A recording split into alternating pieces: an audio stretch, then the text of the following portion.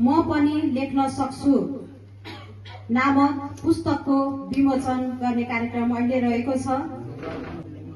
म पुस्तकको लोकार्पण गरिदिनु हुन मञ्चमा आसीन प्रमुख अतिथि, कार्यक्रमको अध्यक्ष सँगसँगै अन्य अतिथिज्यूहरूलाई म अनुरोध गर्दछु र सहयोग गरिदिनु हुन आयोजक साथीहरूलाई अनुरोध गर्दछु।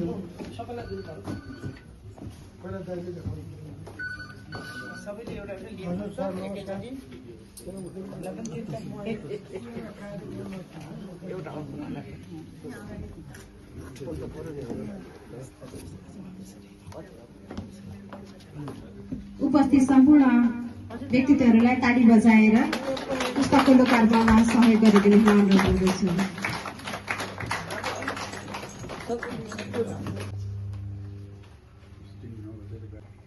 राकेश कुमार झाको म पनि लेख्न सक्छु पुस्तकको लोकार्पण भइसकेको छ। यो पुस्तक हामी सबैले पढेर यसभित्र के छ यसका बारेमा हामी पक्कै पनि बुझ्ने नै छौं। भर्खरै लोकार्पण भएको पुस्तकका बारेमा